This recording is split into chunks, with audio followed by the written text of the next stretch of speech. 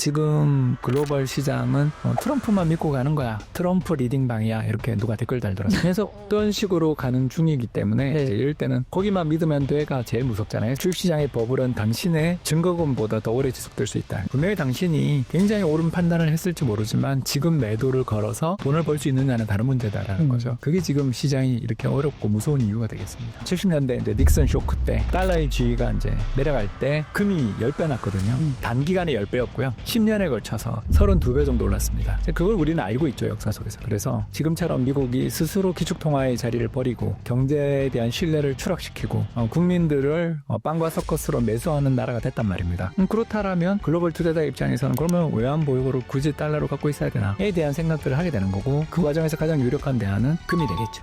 안녕하십니까. 돈을 향한 말투적 신경을 인정하라. 경제적 본능.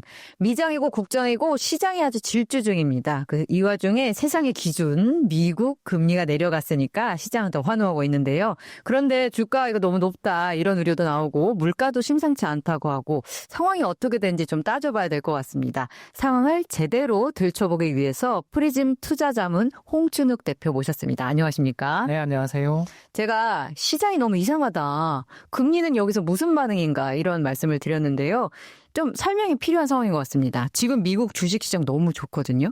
그래서 고용이 안 좋냐. 고용 실업률이 4%대면 역사적으로 나쁘지 않은 실업률이라고 하고, 그렇다고 경기 둔화도 딱히 아닌 것 같고, 근데 물가는 막 오르는 분위기다 상대적으로. 그렇다면 이건 기존에 보면은 금리를 올려야 될 시츄에이션인데, 그런데 금리를 인하했단 말이에요. 그래서 지표들을 보면서 결정해야 되는 금리 결정이 왜 이렇게 되는지 당최 모르겠다. 상황 좀 설명해 주시죠. 예, 트럼프에게 포획됐죠. 이게 또 기승전 트럼프입니까? 예, 일단 보우던 그리고 윌리엄스라는 이제 두 명의 그 연준의 이제 금리 결정 회의가 12명이 하는데 그중에 2명을 일단 포섭한 것 같고요. 여기다가 이제 이번에 새로 스티븐 미란이라는 또 대통령 경제 정책 자문위원회 위원장을 임시 파견시켜서. 그러니까 행정부 백악관에 있는 사람이 네, 파견됐습니다. 정치적으로 중립을 굉장히 강조하는 연준에 파견됐다고요. 네, 내년 1월까지. 네, 어떻게 그럴 수가 있는지. 이제 트럼프니까. 네, 민주당이 또 잘못한 탓이죠. 선거에서 졌으니까. 그래서 상하 양원을 모두 공화당이 압도적으로 가지고 있다 보니까 청문회에서 일단 트럼프가 올린 사람이 떨어지는 경우는 공화당 내에서 반란표가 나야만 가능하니까. 네. 그런 면에서 지금 일단 정권 승리를 한 지 얼마 안 된 힘이 아주 센 대통령 앞에 누구도 지금 저항을 못하는 그런 상황이 된 거죠. 그래서 만약에 파월 의장이 반대를 하고서 했다면 아마 8대4나 9대3으로 연준 표결이 엇갈리는, 그러니까 연준 역사상 가장 끔찍한 의견의 이제 충돌이 나오는 걸 남들에게 다 보여줘야 되는 상황이었던 거죠. 그래서 이번에는 어떻게 보면 파월 의장이 양보를 했지만 이제 파월 의장은 바로 그러자마자 결기를 보였죠. 다음 주에 뭐라고 했냐면 주식시장이 버블이다.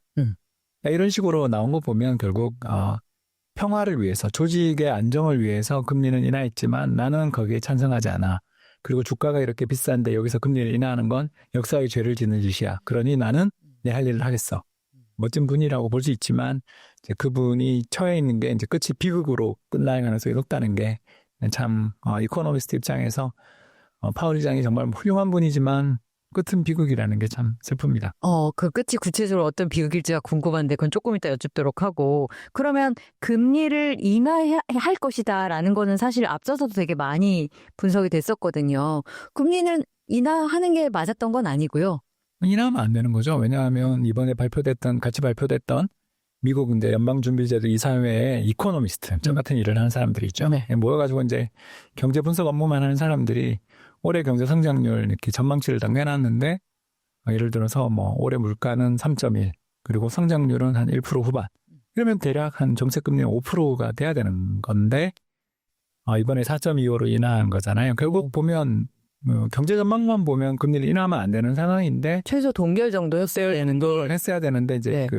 트럼프가 아무튼 FOMC 내 연준 내에 12명의 의결권을 가진 사람 중에 3명 이상을 사실상 포섭을 한 상태에서 여기서 더 이상 버티지 못했다라고 볼 수 있겠죠. 근데 그 점도표를 보면 야, 이 사람 미란이구만. 예. 0.5 빡 보이잖아요. 근데 12명 가운데 한 명이 그렇게 세게 얘기해도 물론 2명이 더 포섭돼 있기는 하나 그들도 양심상 그렇게까지 지르지는 못하는 것 같더라고요. 예, 그게 이제 용병과 거기서 일하는 사람이 그게 이제 용병이냐 아니면 이제 적당히 포섭한 사람이냐. 그래서 스티브 미라는 이제 올해 연말까지 금리를 3번 더 인하해라. 그러니까 한 번은 50bp 뭐 이렇게 해서 하여튼 한 번은 75bp 이런 식으로 해서 125bp를 더 인하라고 그러는 중이고요. 네. 그 사람 말대로 되면 이제 미국 정책금리 2%대가 되는 거죠. 와, 예. 2%대가 된다면 뭐 주식시장은 좋겠죠. 그러나 이제 미국 주식시장이 어떻게 보더라도 버블이라서 거품이 대단히 심각한 상황이어서 여기서 금리를 인하해 주식시장의 랠리를 펼치게 만들었잖아요. 그렇게 한 것만으로도 일단 이제 역사의 대가를 치르겠죠. 무섭다. 예, 그게 어쩔 수가 없는 게 주식이라는 게 이제 평균적으로 18배, 17배에서 움직이던 나라가 지금 그러니까 사후적으로 보면 27배까지 와 있거든요. 그래서 이제 27배 정도 되는 PER. 그러니까 한 해 벌어들인 이익을 가지고 27년을 모아야만 이 주식을 살 수 있는 정도의 가치. 이제 이거보다 이제 더 높았던 시기는 2020년 코로나 때 30배 정도. 그때는 유동성이 넘치고 다들 주식 제로 가 있을 때. 네, 그거니까 이해는 하지만 지금 27배 정도라는 것은 결국 2000년대 초반 IT 버블 붕괴 때를 지금 연상시키는 정도의 그 정도의 밸류에이션, 그 정도의 주가 추이거든요. 그러니까 사람들이 물론 이제 향후 27년 동안 벌어들일 것을 현 주가에 반영했다 그래도 사는 이유는 또 다른 바보에게 이 주식을 팔면 되니까. 일종의 이제 예, 모멘텀 장세라고 저희들이 부르는. 그러니까 나보다 이걸 더 비싸게 사줄 사람이 있을 거라는 걸 믿고 하는 투자라고 하죠. 그건 폰지 사기잖아요, 그냥. 예, 그런데 이제 폰지 사기가 안 되는 경우도 있는 게 이제 기업 이익이 정말 그렇게 크게 증가하면 또 다 해결되겠죠. 왜냐하면 올해 이익보다 내년 이익이 한 20%, 30%씩 늘어나면 사실 지나고 보니까 비싼 게 아니었다. 이렇게 이제 사후 합리화도 가능한데 이제 문제가 미국의 이제 체감 경기라든가 이런 것들은 별로 안 좋은데 과연 그렇게 이익이 늘어날 거냐. 그러니까 금리를 인하한 효과는 분명히 있겠지만 어차피 미국 기업들 별로 빚도 안 지고 다 증자하거나 뭐 또는 IPO 공모를 통해서 자본을 조달하는데 굳이 시장 금리 내린다고 해서 정말 주가가 그렇게 올라야 되느냐에 대한 의구심은 있죠. 있는데 아무튼 지금 금융시장의 참가자들은 파월 의장이 내년 5월에 물러나고 난 다음에 스티브 미란이 되든 아니면 베센트가 되든 베센트 재무장관이 되든 둘 중에 하나가 연준 의장이 되면 그 사람들은 또 한 2%까지 내리지 않습니까? 1%대도 내릴 수 있다.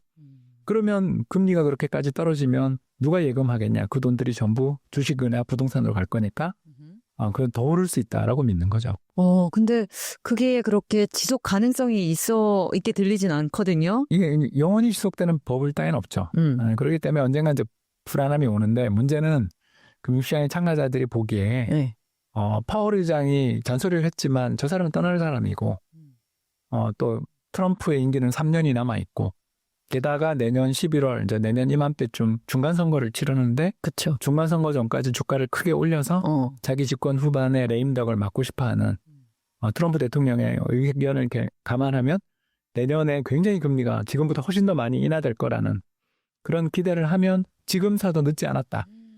포모가 지금 시장에 나오는 중이라고 볼 수 있습니다. 그러면 지금 뭔가 환호하면서 동시에 공포감도 있을 것 같거든요. 저는 공포를 느끼는데 이거는 역사를 공부한 사람들은 공포를 느끼지만 시장에 어떤 참여했던 경험이나 이런 게 부족하신 분들은 오르는 것만 보면 사실 자기가 능력이 뛰어나서 수익이 나는 거죠. 내가 잘하는 거야? 시장이 괜찮은 거야? 수 있죠. 예, 그렇게 생각할 수 있기 때문에 사실 시장이 끝이 어디로 가게 될지는 모르겠습니다만 아까 제가 이제 내년 5월에 파월 의장님이 좀 안 좋은 비극으로 끝날 가능성이 있다고 말씀드리는 이유가 결국 그게 시간의 문제이지 결국 파월 의장 퇴임 이후에 시장이 잠깐 더 갈 수는 있을지 모르지만 장기적으로 그렇게 계속할 수는 없고 결국 시장이 한번 크게 조정받으면 그 전에 돈을 풀었던 파월의 책임이다라고 후세의 역사가들은 그렇게 생각할 수도 있겠죠. 연준 의장은 후세에 정말 두고두고 얘기를 하잖아요. 아서번스처럼 뭐 100년이 지나도 욕을 먹을 사람이 생기는 거고 그러면 저는 그런 식으로 인생을 살지는 않을 것 같아요. 저는. 예, 왜냐하면 트럼프랑 맞짱 뜨시나요? 예, 그럼 저는 아마 사표라도 내야 되는 상황이지 그래서 그 트럼프에게 정치적 부담을 주는 쪽으로 선택을 하면 하지 그의 말을 듣지는 못할 것 같아요. 이를테면 0.25 요번에 내렸잖아요. 일종의 반복 후퇴인 셈인데 0.5를 세게 내리지 않고. 근데 만약에 동결하고 다음에도 또 동결하고 심지어 인상하고 이런 정도의 결기를 보여줘야 된다. 바라는데 이제 현실적으로 현실적으로. 조직을 이끄는 장이라는 게 눈치도 봐야 되고 다른 사람들 나는 그냥 그만두고 나가면 끝인데 남아있는 사람들은 어떻게 되나 이 조직은 어떻게 되나 이런 고민을 하다가 그런 결정을 내리시면 돼서 마음이 아픈 거죠. 그렇군요. 예, 그래서 그러니 이제 저는 공직생활을 오래 못한 사람이에요. 갑자기 이제 눈물이 앞을 가립니다. 그래서 비극이라는 말씀을 하셨던 것 같고, 그리고 정말 트럼프의 그립감이 장난이 아니에요. 말씀하셨듯이 파월이 바로 뒤에 이거 지금 주식시장 너무 과열돼 있어 라고 얘기는 했지만 바로 트럼프랑 베센트 재무장관이랑 뒤이어서 계속 이거밖에 못 내리면 어떡해. 더 내렸어야지. 그리고 정말 세게 내릴 거야 라는 얘기를 막 시장에 주니까 잠깐 꺾였던 주식시장도 다시 올라가고 하더라고요. 그만큼 이 사람은 3년이 남아있으니까. 그리고 더 나가서 뭐 대법원 판결 이런 거 봐야 되겠지만 네. 계속 행정명령 내려서 그 입법을 무력화시키는 그러니까 그게 전형적인 파퓰리즘이죠. 네. 그래서 나는 국민들에게 선택받았고 너네가 뭔데라고 말하는 게 전형적인 이제 입법 시스템 또는 사법 시스템을 무시하는 게 파퓰리스트잖아요. 그런 식으로 해서 끊임없이 계속 자기가 원하는 대로 그 방향으로 이제 밀고 나가고 또 자기가 1기 때 실패했다고 생각하니까 2기 때에는 누가 나에게 반기를 들더라도 나는 무시하고 나가겠다. 내가 충분히 장악을 하지 못했기 때문에 그때 그렇죠. 좀 까부었다 애들이. 예, 사명감도 또 갖고 있는 거. 그런 잘못된 신념과 사명감을 가진 사람이 저지른 여러 가지 문제들을 우리는 역사에서 너무나 많이 봤기 때문에 이제 트럼프 이후에 미국이 이전의 미국은 아닐 거다라는 그런 우리가 슬픈 전망들을 하는 이유가 네. 이 사람이 이제 너무나 큰 어떤 그 경로를 바꾸겠죠. 네.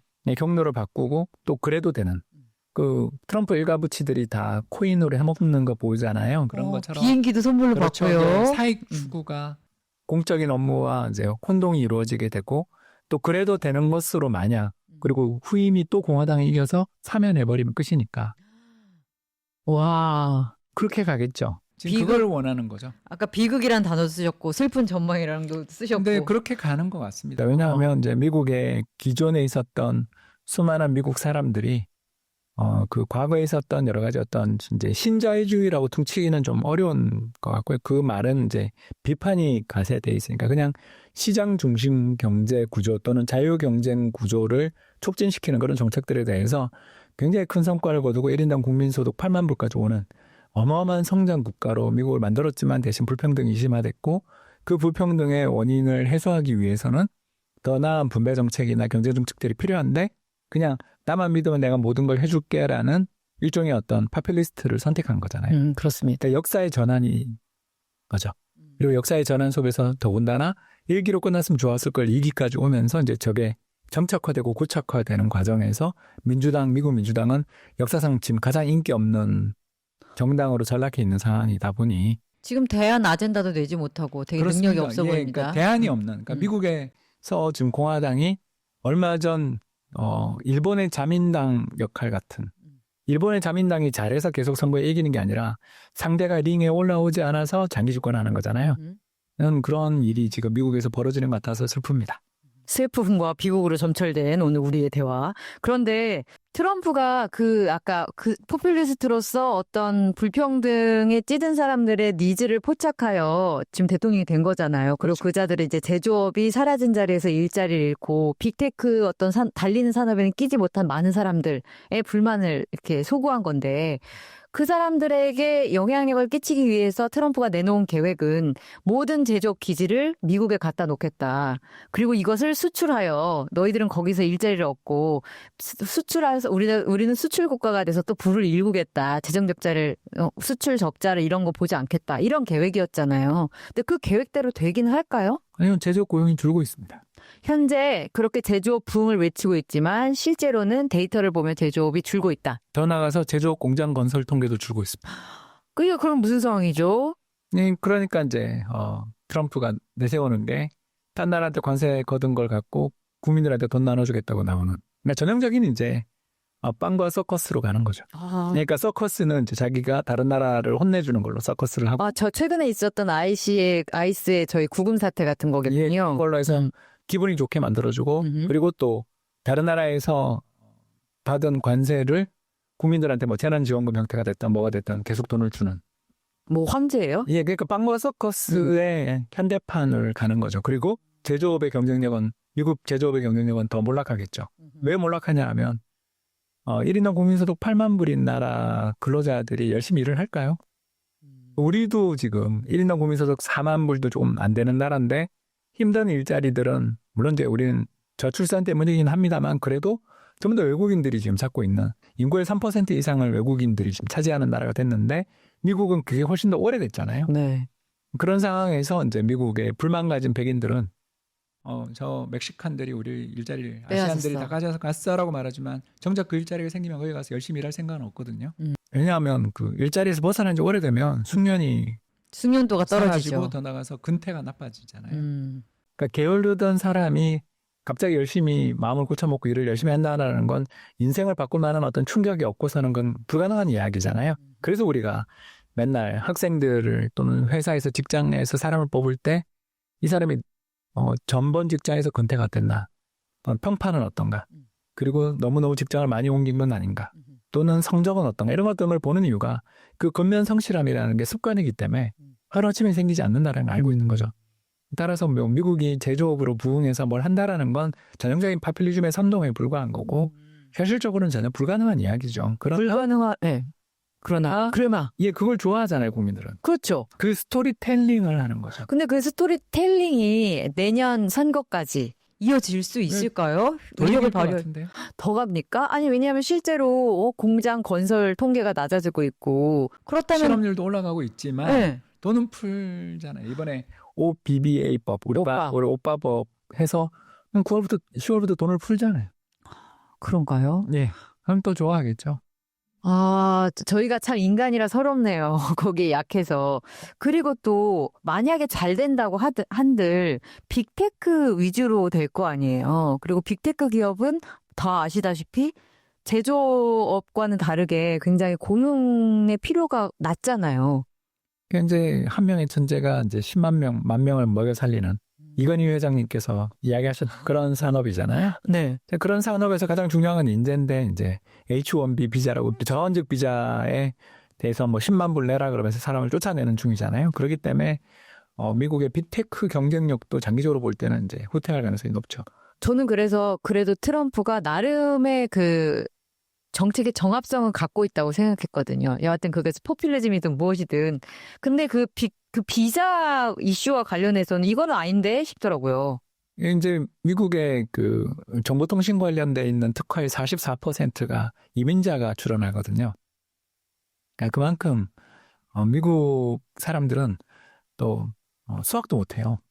아니 당장 그 가게에서 계산이 안 되던데. 예, 그래서 네. 인도산 천재들이 없으면 인도 분들이 없으면 돌아가지 않는데 네, 한 해 20만 명 이상의 인도 분들이 H-1B 비자를 받아서 왔는데 이제 그걸 못 오게 만드는.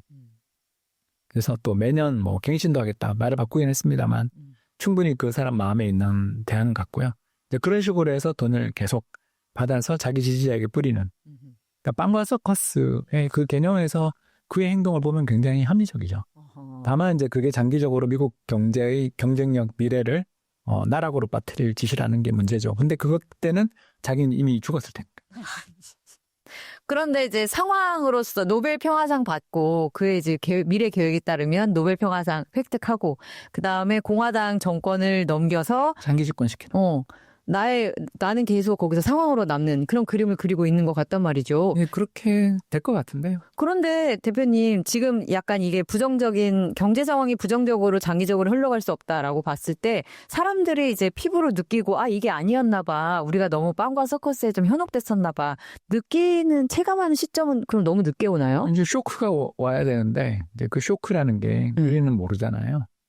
그러니까 우리가 그 평온하고 안락했던 세계가 2001년 9.11 테러로 끝난 것처럼 네. 우리가 그때 넓고 평평한 세계라는 책이 슈퍼 세계적인 베스트셀러가 되던 시절이 9.11 테러로 끝났잖아요. 그런 것처럼 트럼프가 만든 이 또 불온한 균형 또는 인간을 타락시키는 균형이 또 세상을 바꿔나가고 그 균형을 향해서 가다가 터지는 날이 오겠죠. 그런데 무서워. 저희들 경제학자들 입장에서는 얼마 못 갈 거라고 생각하지만 또 운이 따르면 더 갈 수도 있죠. 지금 현재 당장 운이 대표님 따르는 기준. 게 국제 유가가 떨어지잖아요. 아. 예, 유가가 떨어지면 물가가 잡히겠네요. 물가가 잡히고 물가가 잡히면 스티브 마이랑 같은 사람들이 야 국제 유가가 저렇게 빠지는데 이제 물가 잡힐 거야. 그러니까 금리 내려. 라고 그는 당당하게 떳떳하게 이야기하는 거죠. 그리고 유가가 잡힌 이유는 이스라엘 편들어서 이란 폭격해서 우리 위대한 각하가 중동의 평화를 가져왔으니까 내 말 들어. 그리고 앞으로 유가는 계속 떨어질 거니까 내 말 들어라고 이야기하는 거죠. 그 베이비들을 하면서 또 많이 네, 생산도 수출하고. 하고. 그리고 한국한테 삥 뜯어서 알래스카 LNG도 만들고. 알래스카 LNG 하니까 또 머리가 아파오네요. 그러니까 거의 저희가 패전국 취급을 당하면서 지금 삥을 뜯기고 있는데 그 말씀이 나온 김에 또 여쭙자면 지금 통화 스와프 이슈가 한참 지금 얘기가 되고 있거든요. 우리 외환보유고 얼마 되지 않는데 3,500달러 투자하면 우리는 진짜 난리나라는 게 저희의 이제 주장이었잖아요. 만약에 통화 스와프가 체결된다면 그러면 투자도 되는 것인가? 저렇게 말씀하셨던 얘기를 바탕으로 보면 가망이 없어 보이는데 투자를 해서 우리가 이익을 거둘 수 있는가? 이것도 먼저 문제였는데 2번 니네가 투자를 결정하는 게 아니라 내가 꽂으라는 데 꽂으라는 거야. 그러면 얘기가 더 심각해지는 거잖아요. 근데 일본이 이해해버렸으니까 우리가 협상력이 없죠. 그리고 투자한 돈 대부분은 손실 날 겁니다. 아 그렇습니까? 예, 그 수익을 볼 수 없는 프로젝트. 너무 단호하게 얘기하시네요. 거기는 안 돼요. 안 됩니까? 예, 왜냐하면 그렇게 수익성이 좋은 프로젝트면 왜 우리 돈을 기다리고 있겠어요? 다들 달려갔지. 예, 그러니까 수익성도 없고 미래도 불확실한 엄청난 리스크가 있는 프로젝트니까 우리랑 일본을 집어넣으려는 거죠. 그런데 일본은 저는 또 이 와중에 이해가 안 되는 게 일본이 그 플라자 합의 때문에 잃어버린 30년이 된 셈이잖아요. 제2플라자 합의를 했죠. 그래서 정작 당한 사람들인데 어쩜 저렇게 비굴하게 했나. 저는 그래서 이면 합의가 혹시 있는 건 아닐까라는 생각까지 그래봐야 트럼프는 안 지키겠죠. 단호하시네요, 대표님. 지금까지 보여준 그의 행동을 보면 되는 거지 말을 믿으면 안 됩니다. 그건 그러니까 전형적인 그 양아치잖아요. 전문 용어 나왔습니다. 예, 그래서 믿을 수 없는 그런 사람이고 뭐 서류로 돼 있다 하더라도 얼마든지 엎을 수 있는 사람인데 구두 합의 정도야. 까짓 거. 그렇군요. 이면 합의. 이 사람이 보는 거는요. 네. 그 미국 남부에 중년 백인들만 보는 거죠. 러스트벨트에 계신 분들. 자신들의 자기에게 표를 주고 또 자기가 뿌리는 그 돈을 받아서 자기를 더욱더 지지하고 신앙처럼 자신을 또는 자기 가문을 이제 지지해 줄 그런 사람들을 만들어내는 과정이라고 생각하는 거죠. 옛날 그 뉴딜 때 미국의 노동자들이 민주당 지지한 것처럼 이제 자신이 뿌리는 돈과 그리고 노동자들을 위해서 나는 다른 외세로부터 나는 당신들을 위해서 노력했던 사람으로서 자신을 포지셔닝하고 내러티브를 만들고 일시적인 성과를 항구적인 것처럼 포장하는 그런 것들이 파퓰리즘이죠. 정말 비극적인 시대입니다. 근데 아까 그렇게 된 걸 어떡하겠어요? 네, 받아들입시다. 그래서 저는 트럼프의 어떤 그 세계관과 관련해서 계획을 따져봤을 때 제조업 기지를 여기서 옮기고 그다음에 우리가 수출을 할 거니까 약달러가 필요해. 여기까지 나갈 거라고 생각을 했거든요. 그럼 굳이 제조업 기지가 되지도 않을 텐데 약달러를 만들 필요도 없는 거 아닐까요? 이제 그 사람의 그 노선을 합리적으로 이해하려고 들면 제가 좀 그냥 신앙입니다. 신앙입니까? 그냥 반 이민, 반 외세, 반 뭐 또 해외 투자, 자유무역 이런 거고요. 그리고 반 강달러. 이 세 가지가 그의 핵심적인 경제 노선이고 이거는 그냥 누가 건드릴 수 없는 거예요. 일종의 목표라든지 수단으로서의 합리성 거죠. 이런 게 아니라 국민들을 살리기 위해 이 수단이 필요한 게 아니라 파퓰리즘은 거꾸로 돼 있죠. 이 수단을 해야만 네가 살아. 그 구제받는. 그래요. 일종의 이제 메시아를 그 세 가지를 메시아로 보고 자긴 대제사장이니까 건드릴 수 없는 권위. 그리고 아마 자기 자제들까지 이제 계속 물려주려고 들겠죠. 코인판까지 만들고. 네, 뭐 내로남불. 그렇습니다. 그렇다면 이런 상황일 때 우리의 자세가 중요할 것 같은데. 아니 약달러를 지향하고 그러면은 그리고 세계는 트럼프의 변덕 속에 어떤 기준으로 갈지도 잘 모르겠고 그러면은 금 같은 게 역시 중요하구나. 사람들이 이런 본능적인 그러니까 생각을 금값이 오르죠. 그렇군요. 프리즘도 리밸런싱이라는 걸 하는데 네. 최근에 이제 주식시장에서 좀 팔아서 네. 금이나 채권 이런 데로 저희도 많이 옮겼습니까? 아니 많이는 못 옮겨. 그거는 저희들 철학이 조금씩 하는 게 저희들의 철학이니까 그렇습니까? 한 방에 없는 거는 실수가 생기니까 조금씩 이렇게 행동을 하는데 아무튼 지금 글로벌 시장은 트럼프만 믿고 가는 거야. 트럼프 리딩방이야. 이렇게 누가 댓글 달들었어. 그래서 어떤 식으로 가는 중이기 때문에 네. 이럴 때는 거기만 믿으면 돼가 제일 무섭잖아요. 세상에. 그렇습니다. 주식시장이라는 것은 사실 어떤 변덕을 부릴지 모르는 곳인데 거기만 믿으면 되고 추세는 확정됐고 거기만 보고 가면 돼라는 것은 투자자들이 굉장히 무책임해지는 걸 뜻하거든요. 그렇기 때문에 그렇게 많이 남아있다는 생각은 들지 않지만 일단 그게 우리가 케인스가 했던 그 유명한 이야기 있잖아요. 주식시장의 버블은 당신의 증거금보다 더 오래 지속될 수 있다. 여기서 이제 무슨 말이냐면 이 사람은 숏 포지션을 잡은 거죠. 그러니까 주식이 빠질 거라고 생각하고서 선물을 거래를 했는데 계속 가격이 더 오르면 이 사람이 손실을 보게 되고 결국은 그 선물 거래 회사에서 돈을 더 넣지 않으면 당신 포지션은 소멸된다. 라는 그런 통보를 받게 되는 게 마진콜이잖아요. 네. 그러니까 그런 것처럼 분명히 당신이 굉장히 옳은 판단을 했을지 모르지만 지금 매도를 걸어서 돈을 벌 수 있느냐는 다른 문제다라는 거죠. 그게 지금 시장이 이렇게 어렵고 무서운 이유가 되겠습니다. 공포에 가득 찬 이유를 이렇게 들으니까 이 기저에 깔린 이 공포심 무엇인지 싶었는데 그거였군요. 네, 결국 재정을 방만하게 쓰고 우방국들과의 관계는 나빠지고 미국 경제, 특히 미국의 사법 시스템에 대한 신뢰를 무너뜨리면 글로벌 투자자들 입장에서 당장이야 좋아하지만 장기적인 미래, 예를 들어 10년짜리 채권이나 30년짜리 채권들이 발행될 때 그걸 누가 살 것인가? 왜? 그 뒤에 미국이 배를 째지 않는다는 보장이 있는가? 전화를 믿을 수 있는가에 대한 신뢰의 상실에 문제가 있어서 미국의 시장금리가 최근에 보면 정책금리가 인하됐는데도 시장금리가 올라가잖아요.